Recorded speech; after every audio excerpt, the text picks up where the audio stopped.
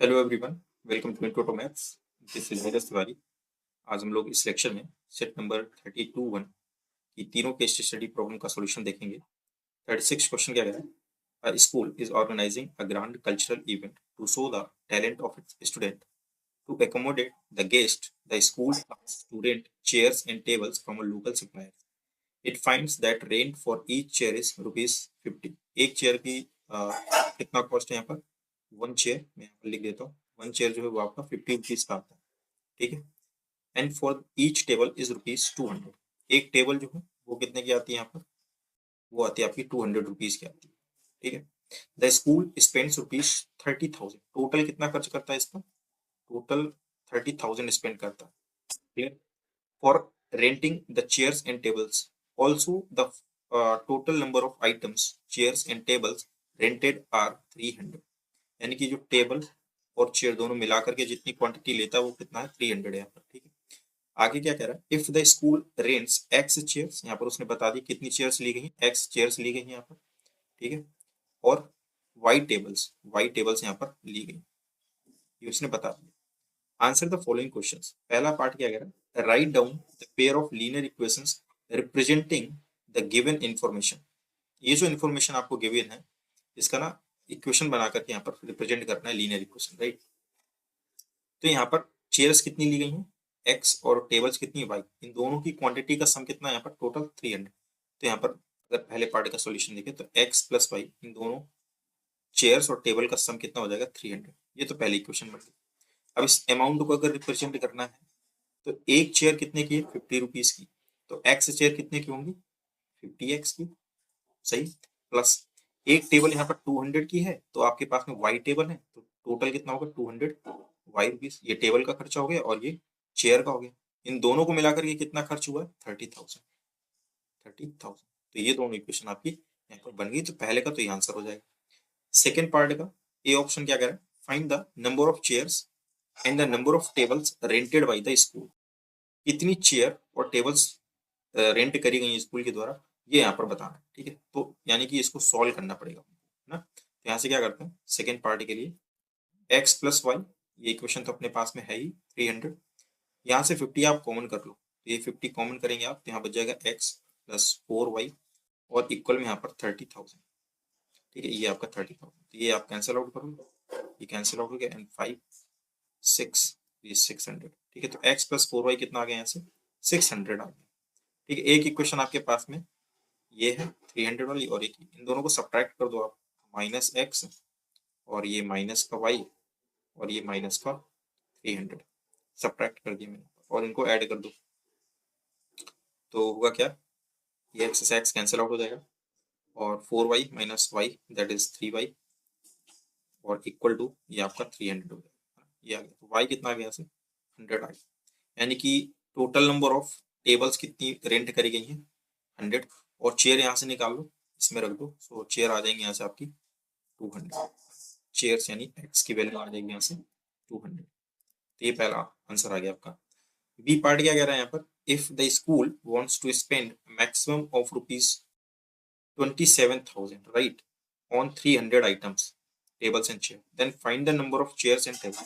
अब वो कहता है कि अगर 30,000 में स्पेंड करके अगर वो 27,000 स्पेंड करता है, यानी कि ये जो कॉस्ट आपकी 30,000 इक्वेशन आपने बनाई थी 50x प्लस 200y की, ये 30,000 होकर के 27,000, ठीक। तब कह रहा है कि कितनी चेयर और टेबल्स आ जाएंगी, ये आपको बताना है। तो x प्लस वाई तो अभी भी 300 ही है, उसमें चेंज नहीं हुआ, अमाउंट में चेंज हुआ बट इसमें कोई चेंजेस नहीं।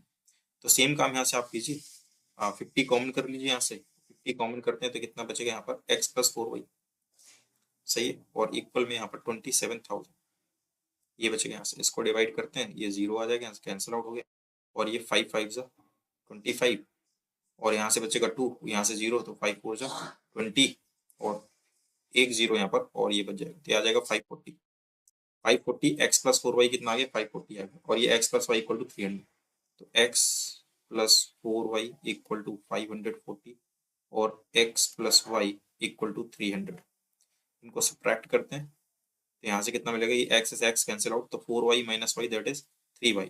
सो ये आपका 3y हो गया इक्वल टू 540, यहाँ से कितना बचेगा आपका, दैट इज 240 है ना। तो y की वैल्यू कितनी आ जाएगी, 80 आ जाएगी यहाँ से।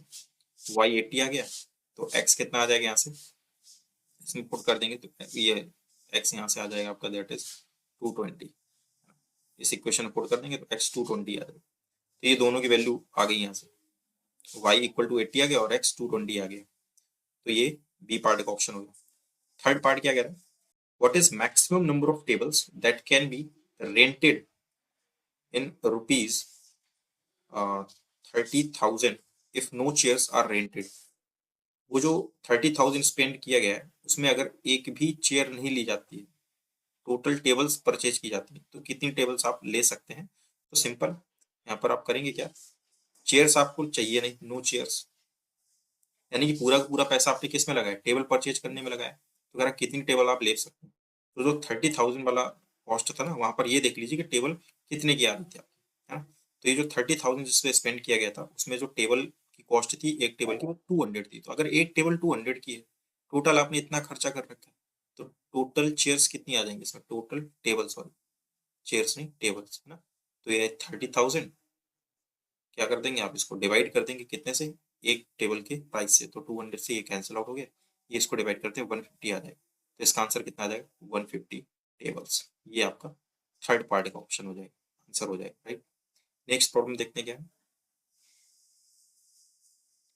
37 क्वेश्चन क्या कह रहा है, Rahul is a lucky charm for his cricket team, he has a jar of cards with numbers from 10 to 74. Before each match, he draws a card from the jar. If the card bears an even number, the team wins. अगर even number आता है तो team जीत जाती है। If the number is even and divisible by 5, number even भी है और 5 से divisible भी है, they win by a big margin. बहुत अच्छे मार्जिन से जीतते हैं।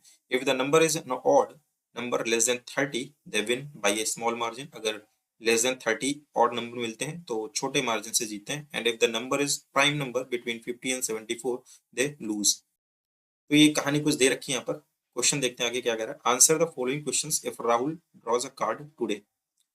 पहला पार्ट क्या पूछ रहा है, what is the probability that Rahul draws a card with an even number. यहाँ पर पूछा है कि इवन नंबर निकलेगा, इसकी क्या प्रोबेबिलिटी है अगर वो ये कार्ड को ड्रॉ करता है। उसके पास में टोटल नंबर्स कितने, यहाँ पर 10 से 74 के बीच में, 10 से 74 के बीच में उस जार में नंबर लिखे हुए हैं कार्ड में, है ना। और वो एक इवन एक कार्ड ड्रॉ करता है, इवन होगा, इसकी क्या प्रोबेबिलिटी। ठीक, तो पहले तो ये देख लो 10 से 74 के बीच में टोटल नंबर ऑफ कितने कार्ड्स बनेंगे। तो यहाँ से देखोगे तो 64 प्लस 1 दैट इज 65। 10 से 74 के बीच में कितने नंबर्स आएंगे आपके, 10 इंक्लूडिंग 10 एंड 74, है ना। यहाँ पर देखो फ्रॉम 10 टू 74, 10 और 74 भी इंक्लूडिंग रहेंगे यहाँ पर। तो टोटल 65 नंबर्स हैं। अब इसमें पहला पार्ट इवन नंबर, तो 10 से 74 के बीच में कितने इवन नंबर्स होंगे, ये आप निकाल लीजिए। यहाँ से 10 से स्टार्ट हो रहा है, 12 ऐसे ही 14 और लास्ट डिजिट क्या रहेगी 74। तो यहाँ से आप निकाल पाएंगे 74। एल का फॉर्मूला लगा दो इसमें, A plus N minus one into D, 10 plus N minus N तो पता ही करना, -1 इंटू डी, डी यानी कि 2। इवन नंबर है ना, 2 का गैप रहेगा। ये इधर आएगा 64 divided by 2 equal to n minus 1। तो n की वैल्यू यहाँ से कितनी आ जाएगी 33। तो टोटल 65 कार्ड है और 33 पर इवन मिलेगा उसको, तो इसका आंसर आ जाएगा probability of even that is 33/65। ये तो पहले पार्ट का आंसर हो गया। सेकेंड पार्ट क्या कह रहा है, कह रहा है what is the probability that Rahul draws a card with an odd number less than 30। Odd number हो और लेस देन 30 हो, तो 10 से आगे का ऑड क्या मिलेगा 11 मिलेगा, फिर 13 आएगा, लेस देन 30 बोला है, इसके जस्ट पहले कौन मिलेगा आपको 29 मिलेगा। तो इसका फर्स्ट टर्म कितना हो गया 11, लास्ट टर्म कितना 29। तो पहले आप टोटल ऑड नंबर निकाल लो कि कितने पड़ेंगे 29। A l equal to a plus N minus 1 into d, यहाँ पर भी 2 का ही गैप रहेगा, ये इधर आएगा आपका 18 होगा बाई 2 और n minus 1, so that is n equal to 10 आ जाएगा। तो टोटल कितने ऑड नंबर आएंगे 10 ऑड नंबर आएंगे। तो पी ऑड लेस देन 30, है ना। ये कितना आ जाएगा 10/65, ये इसका आंसर हो जाएगा। थर्ड पार्ट, यहाँ पर थर्ड पार्ट क्या कह रहा है, थर्ड का ए ऑप्शन, है ना। ये कह रहा है कि what is the probability that Rahul draws a card with a prime numbers between 50 and 74। Prime numbers आते हैं with prime number between 50 and 74। 50 से 74 के बीच में प्राइम नंबर्स आप काउंट कर लो। 51, 52, 53 ये प्राइम नंबर है। 55, 56, 57, 58, 59 ये भी प्राइम है। 61 ये भी प्राइम है। 62, 63, 64, 65, 66, 67 ये भी प्राइम है। 68, 69, 70, 71 ये भी प्राइम है। 73 ये भी प्राइम है। ये प्राइम है ना। तो 2, 2, 4, 2, 6 टोटल कितने हैं? 6 आए टोटल 6 और कार्ड कितने? 65। ये इसकी प्रोबेबिलिटी हो जाएगी।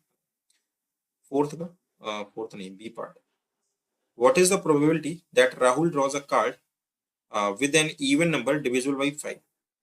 इवन भी हो और प्लस 5 से डिविजिबल भी हो। 5 से क्या हो? डिविजिबल भी हो। यानी कि इवन मतलब 2 से डिविजिबल हो और 2 से भी 5 से भी डिविजिबल हो, यानी कि ये 10 से डिविजिबल होना चाहिए। समझ पा रहे हो ना? कह रहा इवन भी हो और 5 से डिविजिबल भी हो। इवन का मतलब होता है 2 से डिविजिबल होना चाहिए और 5 से डिविजिबल उसने डायरेक्ट बोला, यानी कि दोनों से डिविजिबल हो, यानी 10 से डिविजिबल होना चाहिए। ऐसे नहीं समझ पा रहे तो आप वैसे निकाल लीजिए। 10 ये इवन भी है और 5 से डिविजिबल भी है। इसके बाद अगर आप 12 लेते हैं, वो इवन तो है बट 5 से डिविजिबल नहीं है। आगे चलते 15 आता है, वो इवन नहीं है। ऐसे ही तो 10, 20, 30, 40, 50, 60 एंड 70। आगे जाएंगे 80 आएगा बट 74 तक ही रहना है ना अपने को। तो काउंट कर लो यहाँ से 2, 4, 6, 7। तो ये 7 अपॉन कितना हो जाएगा यहाँ पर? That is 65। ठीक है, तो ये आपका बी पार्ट का आंसर हो जाएगा। नेक्स्ट प्रॉब्लम देखते हैं क्या है।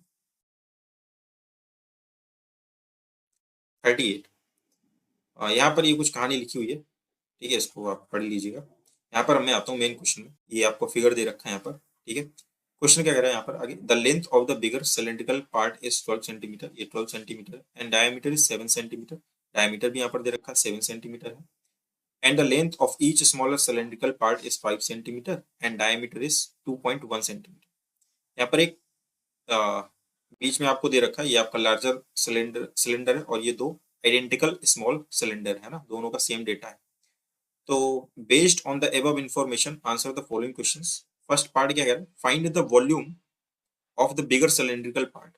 बिगर सिलेंड्रिकल पार्ट, तो यहाँ पर सिलेंडर का वॉल्यूम चाहिए, that is pi are square H. Pi are square h, तो pi 22/7 are square means radius given है, सॉरी डायमीटर गिवन है, तो रेडियस इसका हाफ हो जाएगा 7/2, 7/2 इंटू एच। एच कितना होगा यहाँ पर? ये जो लेंथ दे रखी दैट इज 12 सेंटीमीटर।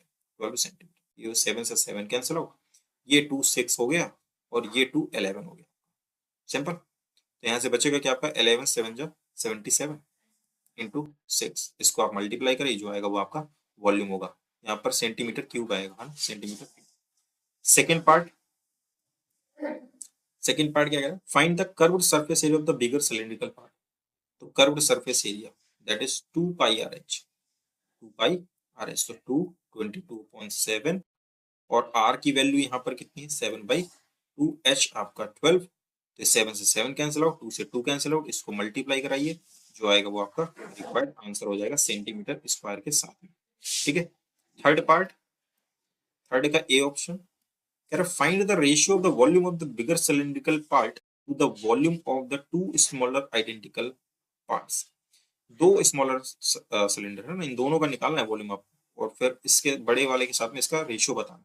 तो मैं स्मॉलर वाले जो सिलेंडर है ना, इनका वॉल्यूम देख लेता हूँ। तो वॉल्यूम ऑफ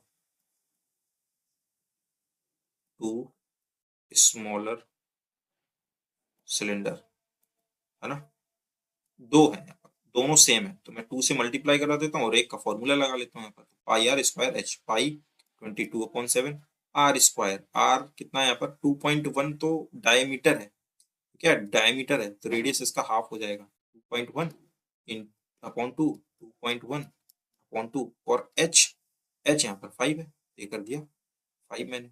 ठीक है, ये कर दिया यहाँ से। इसका रेशियो चाहिए किसके साथ में? इस बड़े वाले के साथ में, पाई आर स्क्वायर एच वाले के साथ में। तो इसका तो वॉल्यूम ये निकाला था अपने 77, तो मैं इसका रेशियो लिख लेता हूँ। इसको मान लेता हूँ मैं स्मॉल बी है और उसका कैपिटल बी, तो ये capital B upon small, capital B की वैल्यू थी 77 इंटू 6 और ये यहाँ कितनी आई है? ये 2 से 2 कैंसिल आउट हो जाएगा और यहाँ से कुछ कैंसिल आउट हो गया, ये 2 11 ये भी कैंसिल आउट हो जाएगा और यहाँ से अगर आप डिवाइड कराते हैं तो 0.3 7 3 21, तो क्या क्या बचेगा यहाँ से 11 बचेगा इंटू 0.3 बचेगा इंटू 2.1 बचेगा इंटू 5 बचेगा, है ना, ये बचेगा यहाँ से। ये 77 है तो ये भी कैंसिल आउट हो जाएगा, 11 7 जा 77, ये भी कैंसिल आउट हो गया, राइट। और ये पॉइंट ये लगाओ यहाँ पर, ये 20 हो जाएगा आपका, ठीक है। ये पॉइंट हटाओ और ये यहाँ लगाओ, तो ये हो गया आपका, दैट इज 7 2 1400 1400, और यहाँ से कितना आ जाएगा 5 1 5 5 2 10 105, तो ये आपका रेशियो आ जाएगा, ठीक है। इसका बी पार्ट क्या कह रहा है, बी पार्ट देखेंगे, कह रहा है find the sum of the curved surface area of the two identical smaller cylindrical parts. इन दोनों स्मॉलर सिलेंडर के कर्व्ड सरफेस एरिया का सम बताना। एक का निकाल लेते हैं, डबल कर देंगे तो दोनों का सम आ जाएगा, है ना। तो यानी कि 2, ये बी पार्ट है, 2 इंटू एक का होता है 2 पाई आर एच, तो 2 पाई आर यानी 2.12 इंटू 5h, सिंपल।